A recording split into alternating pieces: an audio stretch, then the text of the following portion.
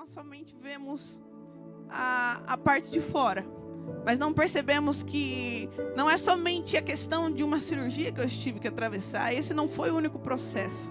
Eu falo que um dos maiores processos na minha vida foi depois dessa cirurgia, depois que eu voltei para minha casa. Quando eu voltei para minha casa, passado alguns dias, eu não conseguia cantar, não conseguia falar alto, não conseguia gritar, mas também não conseguia cantar. Então a gente falou, bom, talvez só os primeiros dias. Passaram-se meses e eu continuava com a mesma dificuldade. Eu me lembro que nessa época da pandemia eles estavam fazendo cultos na igreja, mas também estavam fazendo as lives. Eu me lembro que eu estava trabalhando desde casa com as lives, arrumando as lives, porque eu não podia ir para a igreja daquele jeito. E quando eu escutava através das lives os irmãos cantarem, eu tentava cantar na minha casa e não conseguia da mesma forma. Eu me lembro que eu me derramei em prantos nessa noite. Falei para o meu Deus, desde que eu sou pequena. Eu lembro lá no Flamboyant que os irmãos tinham que colocar um púlpito pequenininho para me subir em cima, porque eu era muito baixinha, para me poder cantar. Desde que eu sou pequena eu canto, meu Deus, e agora eu não vou mais poder cantar. Eu me lembro que isso me quebrou em pedaços. Foi quando eu pedi a misericórdia de Deus. Teve um momento que um dos irmãos que dirigiu o culto falou assim para mim: Evelyn, eu precisava que você cantasse hoje o hino da harpa. Eu estava tão mal naquele momento que eu falei assim: eu não vou cantar. Eu não vou cantar porque eu estou mal, eu não consigo cantar.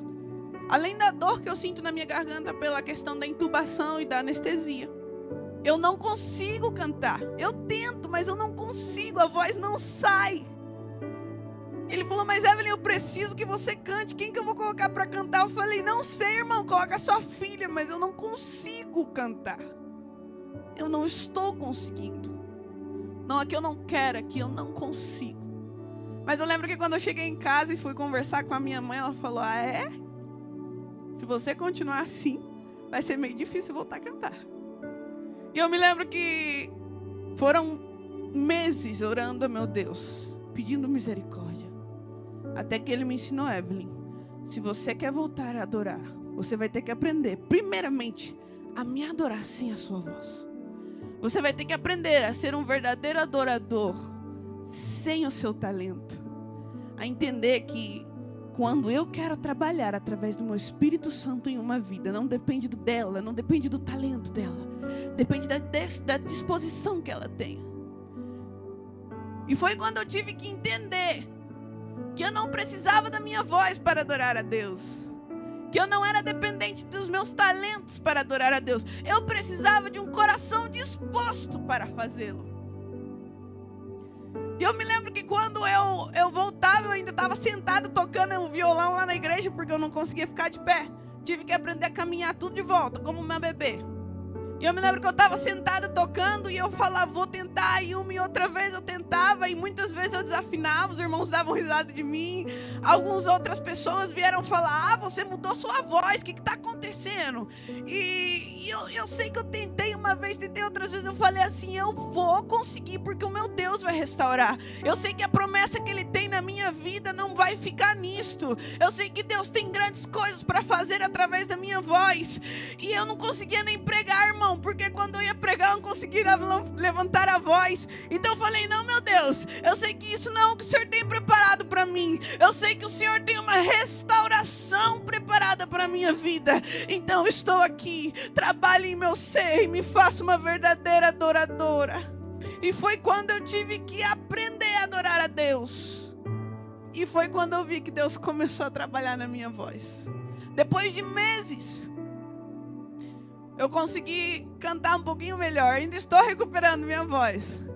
Mas eu vi que de tudo aquilo que eu tentei, que eu não conseguia cantar para nada, agora eu estou conseguindo cantar. E eu vi que realmente o que faltava em mim não era nem fé, era disposição. Quando eu voltei a cantar, os irmãos da igreja, depois que terminava o culto, falavam: Evelyn, você está parecendo uma doida em cima do púlpito. Antes você cantava quietinho lá no seu canto, agora o que está acontecendo? Eu falei: sabe o que acontece? Uma irmã falou assim para mim, eu falei: sabe o que acontece, irmã? É que uma vez eu perdi essa oportunidade. E eu me dei conta de quão valiosa era. Então, se eu tiver que levantar minha mão, se eu tiver que correr, se eu tiver que pular, se eu tiver que cantar, ainda que saia desafinado, se eu tiver que gritar, ainda que saia tudo errado, mas eu vou fazer do meu melhor, da minha melhor maneira, com a minha melhor disposição. Eu vou levantar as minhas mãos, por mais que os meus braços estejam doendo. Eu vou tocar, por mais que esteja frio, meus dedos estejam duros. Eu vou cantar, por mais que a minha garganta esteja dolorida, mas eu vou entregar o meu melhor, porque o Deus que eu sirvo me trouxe aqui. E eu estou aqui graças a Ele. Então hoje eu quero te dizer, não desaproveite essa oportunidade. Esqueça dos seus problemas, porque você não sabe quando vai ser a última vez que você adora a Deus. Eu entrei naquela sala de cirurgia sem saber que eu ia sair sem poder cantar. Eu entrei pensando que, assim como na primeira vez, eu ia sair, ia passar um tempinho e ia voltar a cantar normal, como sempre. Mas não aconteceu.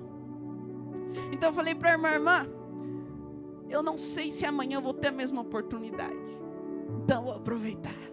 Eu vou levantar as minhas mãos e vou adorar com toda a minha força. Esquecendo daquilo que queira me impedir. Esquecendo dos problemas, do jeito que o meu irmão do lado veio, do jeito que o outro irmão cantou, esquecendo de tudo e lembrando pelo motivo pelo qual estou aqui. Ontem o irmão pregava, o nosso pastor pregava, e ele falava que nós somos a razão pela qual Cristo se entregou por nós. Então nós também temos uma razão para adorar a Ele. Hoje você tem essa liberdade, não há nada que te impeça, não tem vizinhos aqui que te impeçam, não tem nada que te impeça de levantar as suas mãos e entregar o seu melhor para Deus. E é isso que eu quero te convidar a fazer nesta noite.